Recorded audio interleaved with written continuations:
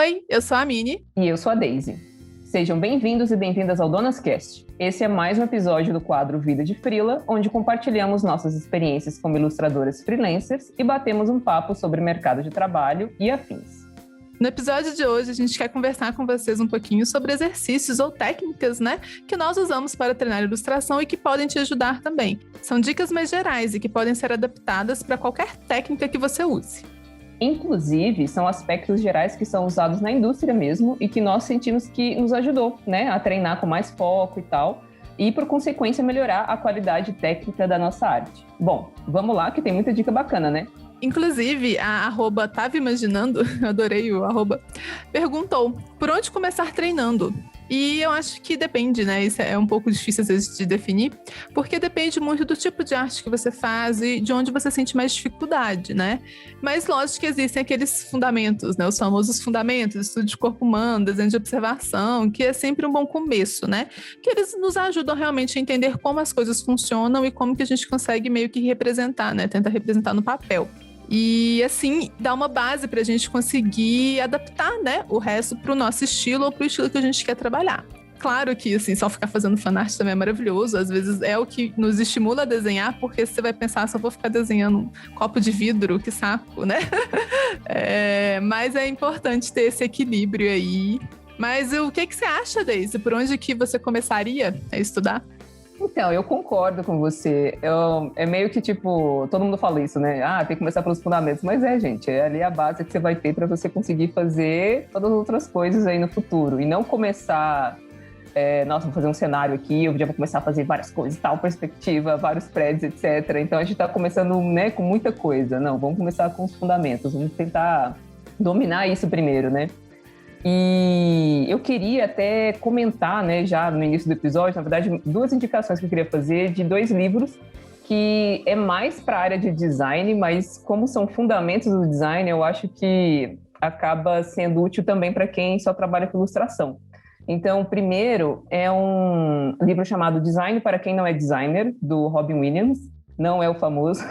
Esse livro ele apresenta, 4 princípios básicos, assim, de design, justamente para quem é iniciante ou, às vezes, para quem realmente não é da área, criativa e tal, só para ter uma noção de como entregar um layout ou uma página, com uma estética melhor. Então, ele dá essas dicas, desses princípios e fala também sobre diferenças de tipografias e tal, e aí eu acho que é um livro legal para quem às vezes está começando ou não tem muita noção, desses fundamentos, esses conceitos que são utilizados para você melhorar a sua composição. Então eu acho que pode ser um livro legal. Agora, se você quer estudar um pouco mais a fundo esses fundamentos, conceitos, que a gente fala de composição, tipo contraste, simetria, peso, equilíbrio, repetição, esses são todos chamados os fundamentos de design, e esse livro é justamente o nome Novos Fundamentos de Design, da Ellen Lupton. E esse livro é muito legal, eu gosto muito dele, eu li lá no início, quando eu estava começando a estudar design, inclusive eu preciso relê-lo, porque nesse livro ela apresenta cada um desses conceitos e tem imagens que você, obviamente consegue ali entender melhor o conceito, abstrato ali que ela está te explicando. E eu acho legal porque, apesar de ser voltado para design, que a gente imagina que seja algo mais, juntando imagem e texto, eu acho que dá para você estudar esses conceitos também aplicados para ilustração. Então, eu vou deixar essas 2 indicações aqui que eu acho que são legais para quem quiser dar uma pesquisada, estudar um pouco desses fundamentos para composição, E antes, da gente continuar, eu também queria destacar uma outra coisa, que é um episódio que a gente fala muito sobre o uso de referências, a hora do merchan, que é o episódio número 25, o Dicas para melhorar o uso de referências. Então, a gente fala muito sobre isso lá, porque saber como usar as referências na hora de ilustrar ou estudar é extremamente importante, gente? E aí pode ser um grande aliado na hora de evoluir na sua arte. Inclusive, a gente até tem um post dele que a gente fez lá no nosso Instagram recentemente, falando sobre algumas dicas aí para melhorar esse uso de referências. Mas como a gente já tem esse episódio, vamos focar aqui em outras coisas, né, que podem te ajudar, como, por exemplo, contraste, que é um grande conceito aí, fundamento aí, essencial. Você já reparou nele? Né? E eu acho que é uma coisa que pode ser aplicada de tantas formas que às vezes a gente nem para pensar sobre isso, né? Sobre como usar o contraste. Mas como que isso se aplica, né, numa ilustração? Pode ser tanto pela cor, pelo contraste entre as cores, pela quantidade de elementos. Às vezes você coloca bastante elemento num lugar e deixa um vazio no outro, né, criando um contraste ali e deixando a composição mais interessante. Ou até forma, né? O contraste de formas, né, que é um ótimo jeito de você conseguir dar mais dinamismo e deixar o desenho mais interessante também, né? O @Lance Lobato, ele até perguntou pra gente lá nos stories sobre estudo de formas, e eu acho que tem tudo a ver também com o contraste. Essa pergunta, porque tem até um exercício que eu gosto muito de fazer, que ele tem vários livros sobre design de personagens, se depois vocês quiserem que a gente faça uma lista, fala pra gente, né, que a gente às vezes faz um post lá sobre esses livros de design de personagem.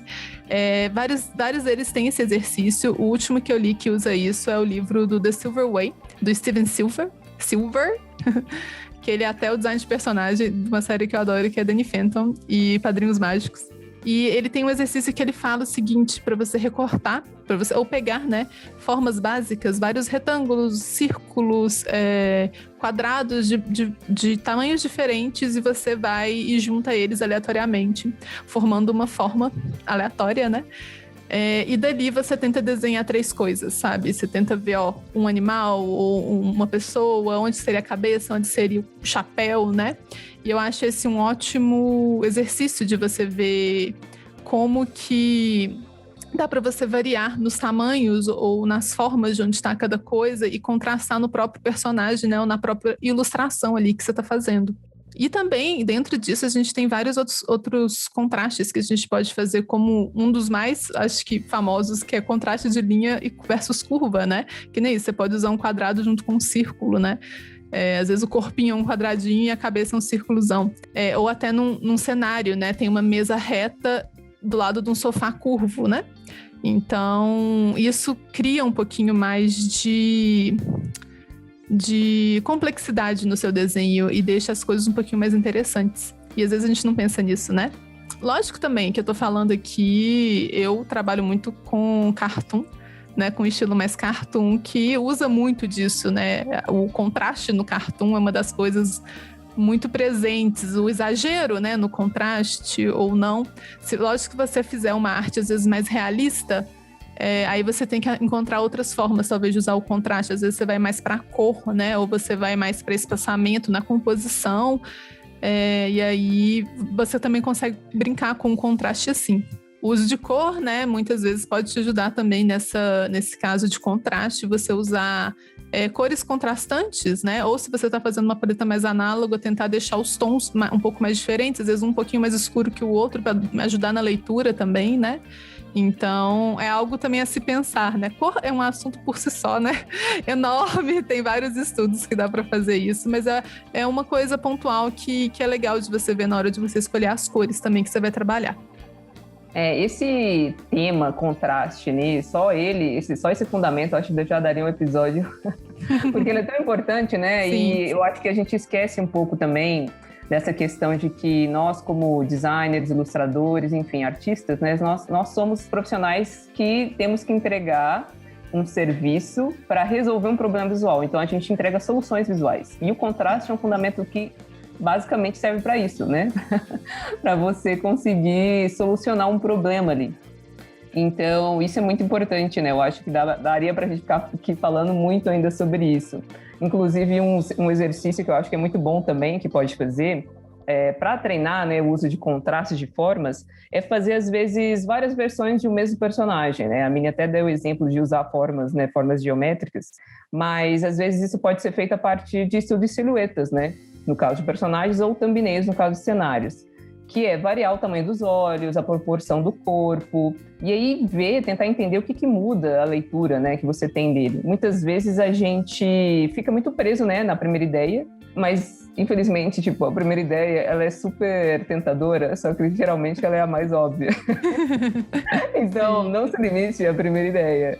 Mas, porque assim, né, o ideal é desenvolver os desenhos para além daquele primeiro rascunho, né? E aí fazer vários thumbnails, explorar o máximo daquela ideia. E aí você vai descobrir, né? Tipo assim, vai ter mais opções para você poder escolher qual que é a melhor solução para aquele seu projeto. Então, sei lá, por que não fazer a cabeça mais quadrada, sabe?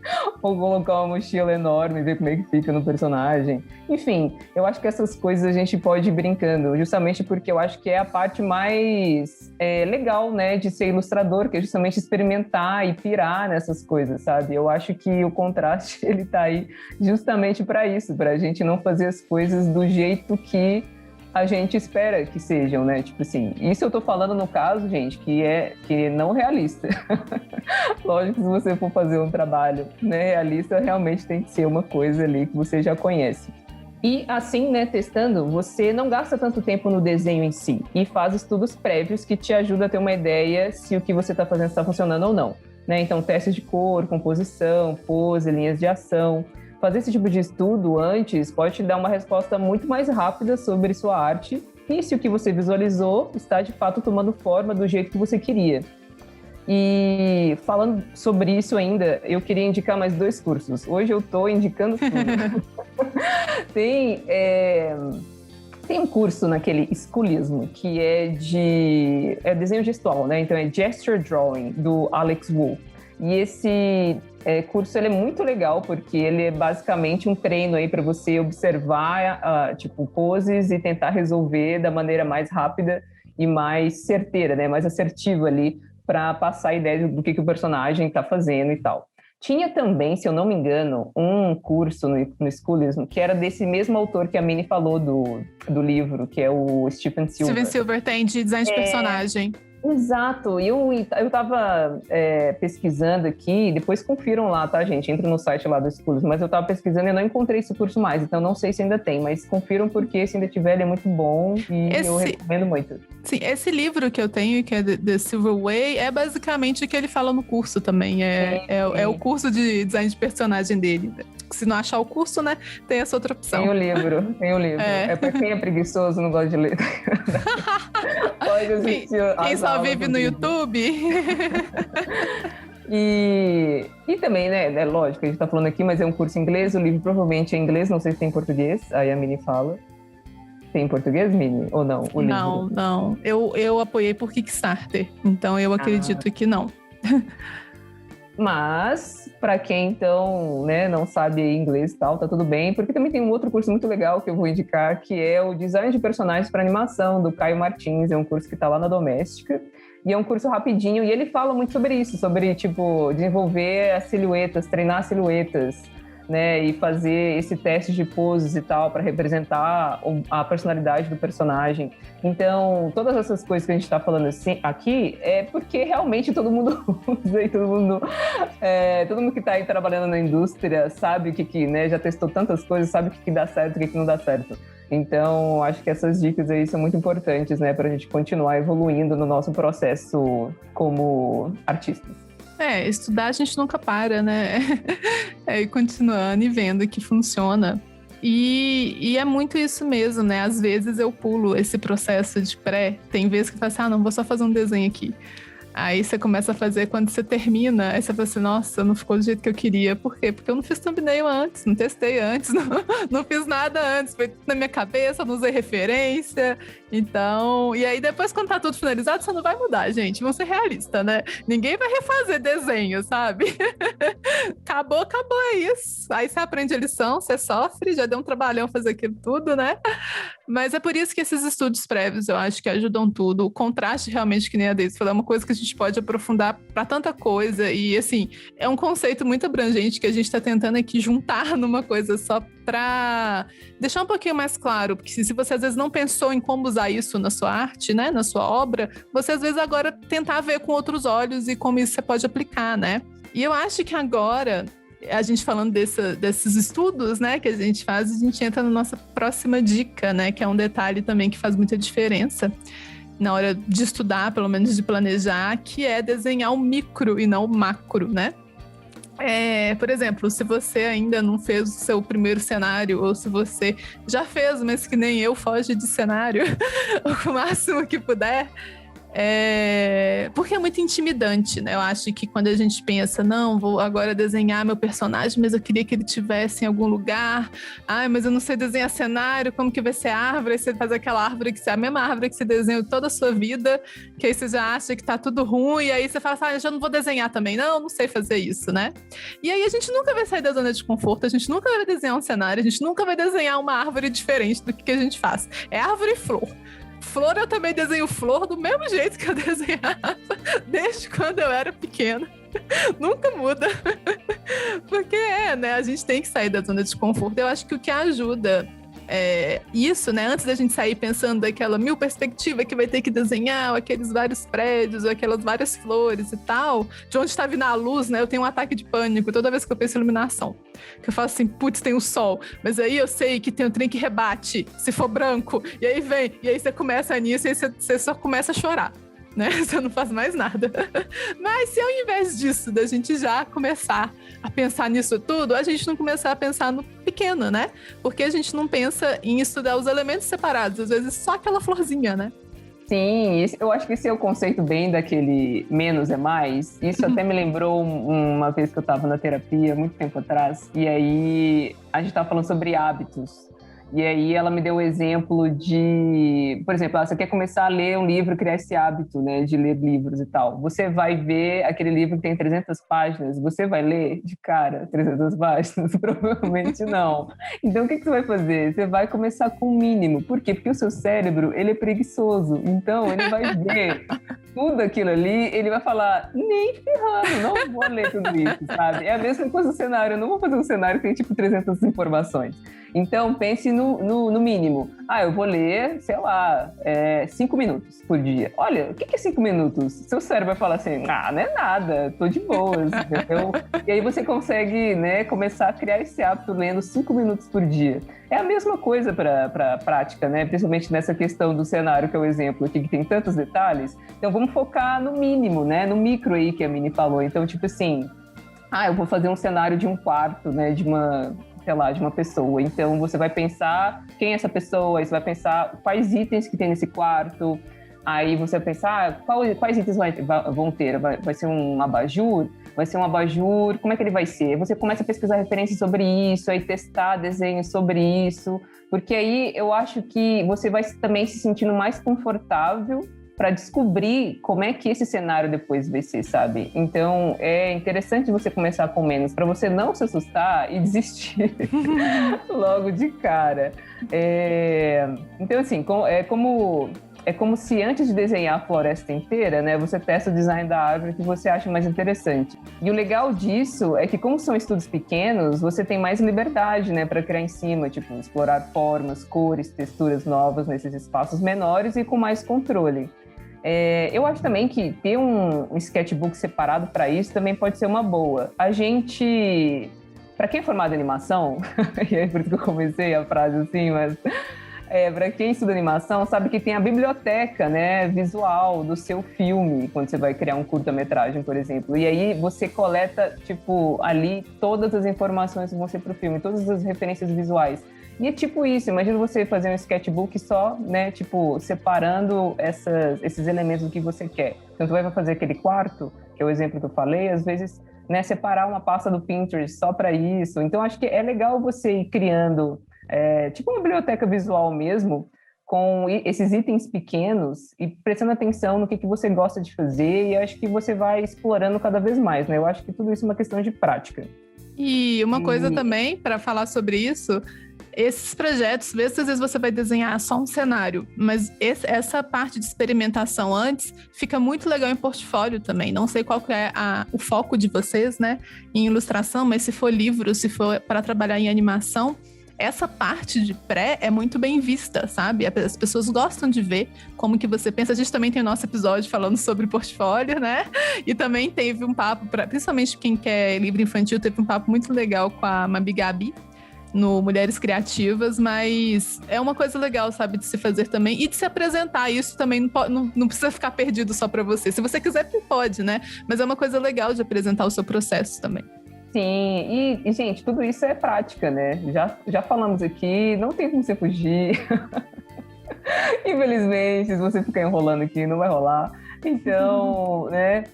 No final do dia, o que vai contar é a prática. E não adianta também você só praticar loucamente ali, sem foco, né? Nossa, vou desenhar várias coisas aqui e tal. Não, você tem que saber por que você está praticando aquilo. Tipo, você quer ser o quê? Um designer de personagens? Então, vamos estudar as coisas, vamos praticar as coisas voltadas para isso. Eu acho que você só ficar desenhando aleatoriamente pode até te ajudar a melhorar a questão, né, da prática mesmo, essa memória mecânica, né, de desenhar, mas é como se você não tivesse um lugar, né, para chegar. Eu acho que é um pouco disso. Então, é interessante, às vezes, né, você parar para pensar, direcionar aí seus estudos, seus esforços, porque com certeza você sabendo onde você quer chegar, você vai conseguir se planejar melhor para estudar e chegar nesse lugar mais rápido, né? Se você pensar em idioma, por exemplo, você quer estudar uma língua, aí você começa a estudar todas as línguas ao mesmo tempo. Você vai ir num ritmo muito diferente do que você vai pegar, tipo, só o inglês e vou estudar inglês até o final. O tempo que você vai demorar para aprender, né, é outro. Fazendo essas analogias que a gente sempre gosta de fazer, né? Porque é isso, mas eu acho que o que mais dificulta isso pra gente, nessa questão de direcionar e entender onde está a dificuldade, saber onde que eu tô falhando ou não, é porque quando a gente vai pegar para analisar a nossa arte, a gente às vezes não sabe ser crítico sem ser maldoso, sabe? A gente olha e fala assim, não sei nada, tá tudo ruim, né? E a gente até fala um pouquinho sobre isso no nosso episódio 13, que é como lidar com a síndrome do impostor. Então, vai lá ouvir se você sente isso, né? A gente tá falando de merchan porque tem que fazer mesmo. A gente já falou de curso aqui que não tá nem recebendo, então vai lá ver nosso episódio também. Vai lá dar biscoito pra gente. Mas é aquela velha história, né? De você ter que saber onde é que você tá na sua curva de crescimento, né? Que o nosso olhar, às vezes, vai estar mais refinado do que onde a gente tá conseguindo desenhar, né? E a gente tem que tentar ser crítico e entender o que a gente, né, tá fazendo de errado, entre aspas, e como que a gente pode melhorar isso, né? Ao invés de achar que tá tudo ruim, que você não sabe desenhar nada, e aí só sentar e chorar de novo, que nem quando você pensa em fazer cenário, né? A gente não quer isso, a gente quer que todo mundo produza. Então, às vezes, por exemplo, desenhar a mão te assusta. Mão é a grande polêmica, né? Desenhar a mão dentro do bolso, mão para trás, né? Faz tudo isso para fugir de mão. Mas assim, se desenhar a mão te assusta, por que você não pega um mês e desenha só mão, sabe? Não precisa, assim, ficar o dia inteiro desenhando só mão, que também vai ser um porre, né? Mas, por exemplo, pega, que nem a Daisy falou, 5 minutos lá de lendo o livro. Pega todo dia 5 minutos, desenha mão, ou todo dia desenha, sei lá, 10 mãos em poses diferentes. E não é só desenhar por desenhar, tipo assim, lógico que isso você vai também ganhar questão mecânica, mas tenta entender, sabe, o que você tá desenhando, tenta entender a construção, analisar, né, quais são as proporções, qual que é a forma que você gosta de desenhar a mão. Você já tentou desenhar com unha, sem marcar a unha, como é que você gosta, né? Eu acho que isso é uma grande parte de você também definir ali como que você gosta de trabalhar, né? Uma coisa também que, por exemplo, me ajudou muito foi fazer desenho gestual. A Daisy falou do curso aí já, né? Eu também fiz, eu adorei. E porque me ajudou muito a entender melhor a figura humana e como funciona a linha de ação. Meus desenhos era tudo a pessoa em 3/4, porque eu só desenhava rosto em 3/4. Ainda hoje, eu prefiro desenhar rosto em 3/4. Tipo assim, rosto de frente, não, perfil nunca. Né? Porque a gente cai nessas coisas. E se a gente não tem um olhar crítico para ver isso e sair disso e estudar, a gente nunca vai sair da mesmice, né? A gente nunca vai conseguir melhorar, né? E tem vários sites, por exemplo, falando desses, né? Se a sua dificuldade é pose, se a sua dificuldade é também entender figura humana, tem vários sites muito legais, como o Line of Action. A gente vai deixar os links aqui, e o Sketch Daily, por exemplo, que eles têm lá várias formas. Acho que tem de pessoa, cachorro, sabe? Que você pode colocar para variar, e você vai fazendo esses estudos rápidos também. Mas esse tipo de estudo, né, esse estudo focado, é muito bom, porque te ajuda a entender aquela forma, ele separado, para depois você aplicar de novo, né? Talvez o micro com o macro, né? Tudo aqui é meio que junta, mas é legal ter isso, porque depois é mais fácil para você adaptar isso para o seu estilo também, né? Depois que você já se sente confortável em fazer. Sim, eu acho que tudo isso que a gente falou acaba que são muitos aspectos parecidos, né? Mas quando a gente para ver, tem um peso muito grande no aprendizado. E às vezes a gente não para pensar nisso, a gente esquece, liga no automático. Então, a gente resolveu focar um pouco mais nessas duas questões, né? De contraste também nessa questão do olhar, de você começar a fazer as coisas, estudar e planejar as coisas do micro para o macro. Porque são coisas que eu acho que vão facilitar muito no seu dia a dia, né, na prática de estudo também de trabalho. Mas depois a gente vai também dar algumas dicas mais rápidas, né, rapidinhas assim, que são basicamente lembretes de coisas que é legal se lembrar sempre na hora de fazer. E a gente acaba esquecendo. Tem muitos deles assim, e eu sempre acabo esquecendo. Então vamos falar aí sobre detalhes, né, que fazem diferença na hora de desenhar. Número 1, evitar tangente. Sabe quando a gente faz aquele personagem e, por exemplo, a linha do horizonte está caindo direto na calça dele, fazendo uma linha contínua, única, assim? Então, isso não é muito legal, né? Ou às vezes várias linhas se encontram no mesmo ponto, da blusa, do braço, da cadeira, né? Às vezes a gente vê isso. Então, quando isso acontecer, a gente reavalia as posições e tente deixar as linhas desencontradas, que fica muito mais legal. E você não chora depois quando você vê pronto. Véi, tá aí um trem que, tipo, todo mundo fala, aí você fala, não, eu já sei disso. Exato. Aí você vai lá, faz o desenho, posta, e depois você vê que tinha uma tangente lá, porque é sempre assim, todo mundo sabe, mas todo mundo esquece de ver e checar isso, enfim. Exato, e ainda, quando você desenha uma coisa, você vê que todas as linhas estão encontradas, depois vai e muda um pouquinho pra você ver a diferença que não faz. Sim, é muito grande. São detalhes mesmo, gente, que faz muita diferença. A gente já acertou no título desse episódio. Bom, vamos lá. Número 2. Espere o seu rascunho. Sabe quando a gente termina aquele rascunho maravilhoso? Você fala assim, nossa, que coisa linda, maravilhosa, né? Tipo assim, top.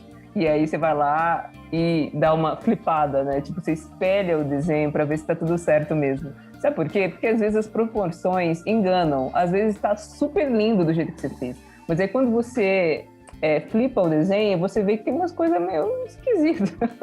O olho vai para baixo. Essa é a hora de você ajustar ali as proporções e tal, né? Tipo, para quem trabalha com digital, é fácil fazer isso, né? Às vezes, sei lá, você tá usando Photoshop, algum outro programa assim, às vezes alguma ferramenta de edição você já consegue ajustar isso.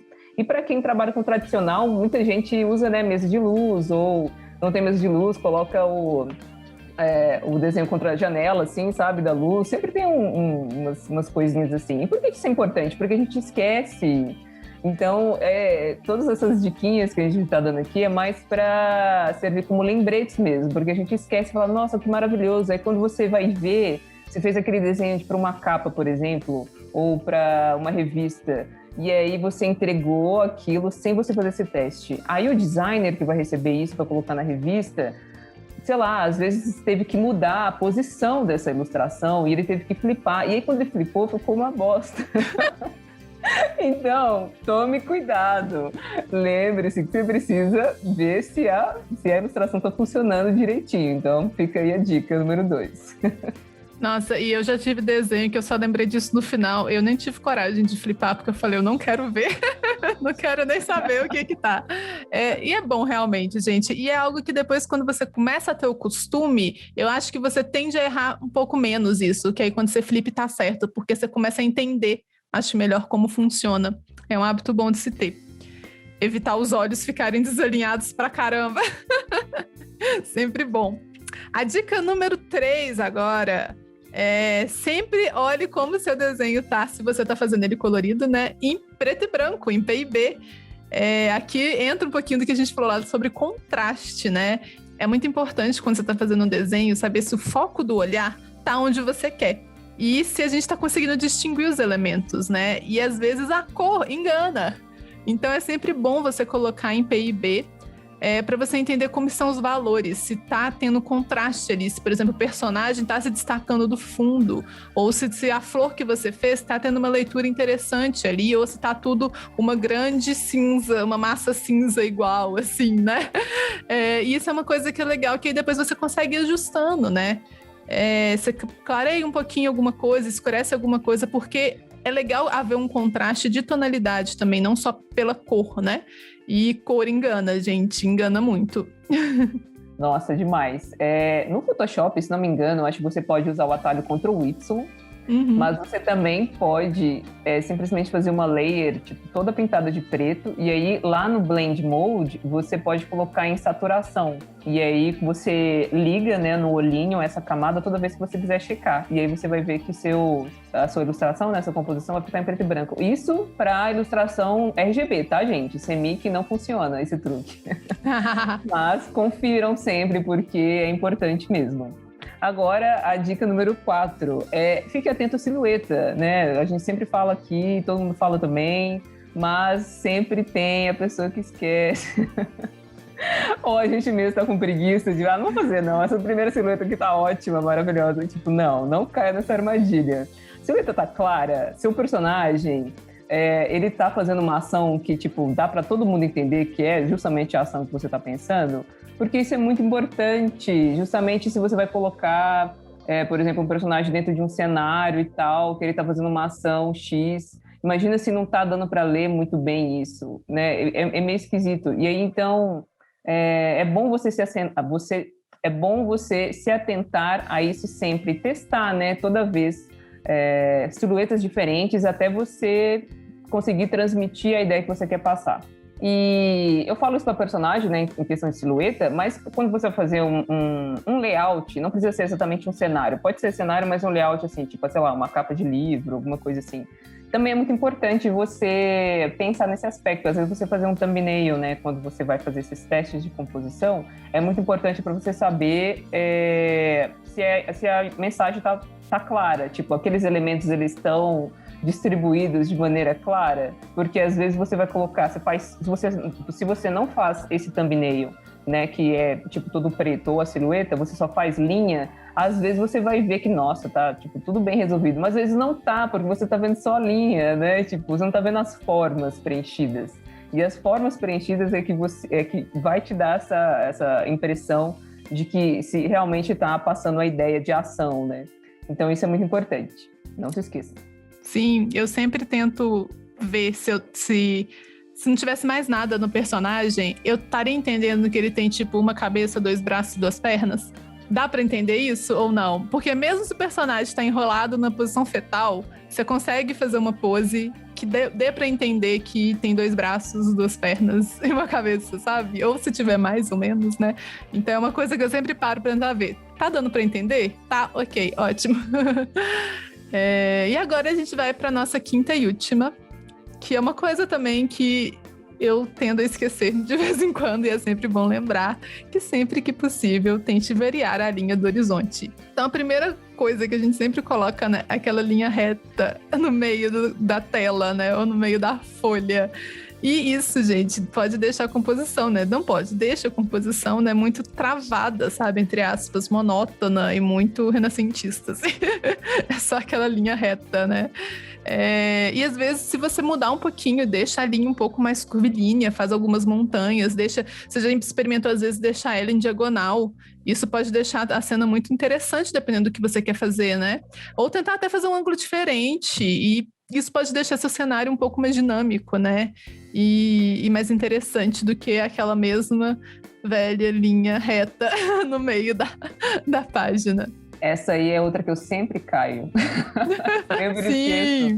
Eu assim, meu Deus, eu poderia ter pensado num rolê tão mais interessante, que aí você tem que voltar lá e fazer. Mas isso é muito importante, principalmente se você vai fazer uma cena, às vezes, de ação. Nunca é, gente, uma linha reta, o horizonte. Presta atenção depois. Vocês veem lá, principalmente em anime, depois dá uma olhada, às vezes tem uns ângulos assim, sempre tem, tipo assim, uma linha mais diagonal, um cenário que você vai ver que, tipo, vai te trazer uma sensação diferente, uma sensação de movimento, uma sensação, às vezes, tipo, de que aquela cena vai falar, é uma cena mais vilanesca, né? Tá acontecendo alguma coisa diferente que vai te deixar tenso. Nunca é uma linha reta, sabe? É sempre alguma coisa que tá mais quebrada, tá fora ali, para realmente te causar um estranhamento. Então é muito importante pensar nisso, porque eu sempre fiz, por exemplo. Sim, e eu acho que isso entra também naquilo. Se você tá em dúvida, testa, faz os thumbnails, faz os testes de composição antes. Mas tente não deixar sempre do meio. Bom, gente, então acho que era isso, né, que a gente tinha para falar nesse episódio. A gente espera aí que o episódio tenha ajudado vocês, né, de alguma forma, às vezes simplificado aí um pouco esse processo de estudo. Essas dicas parecem, tipo, às vezes muito óbvias, mas são coisas que a gente acaba esquecendo no dia a dia, sabe? A gente mesmo colocou coisas que a gente... Esse episódio é para lembrar a gente mesmo de fazer essas coisas. Então a gente acredita que tem outras pessoas aí que às vezes esquecem também. Assim, todo episódio do Vida de Freela é basicamente eu e a Daisy falando coisa pra depois a gente ouvir e falar, tapa na cara, é o que a gente falou pra fazer e não estamos fazendo, né? Nossa, tantas vezes eu tô lá, mó mal e tal, aí eu penso, o que eu diria pra mim mesma? Aí eu vou lá e ouço o episódio. É sempre assim. Mas enfim, né, gente? Também é pra lembrar a todos aí de respeitar, né? Que cada um tem seu tempo também. Então, cada um tem o seu tempo de aprendizado. E lembrar que a gente também está sempre aberta lá no Instagram. Então, se você quiser mandar uma DM, mandar uma mensagem para a gente, se quiserem até um feedback, né, no desenho, ou quiserem mais dicas, se vocês ficaram com alguma dúvida, ou tem um feedback aqui mesmo, né, do episódio do Vida de Freela, ou sugestões de temas, pode mandar esse direct no nosso Instagram, que é o @art.donas, art.donas com 2 N's, ou mandar um e-mail. O e-mail é muito formal, né? Mas a gente deixa mesmo assim, porque vai que tem uma pessoa aí muito importante querendo patrocinar esse podcast. Então, nosso e-mail é art.donas, art.donas com 2 N's, @gmail.com.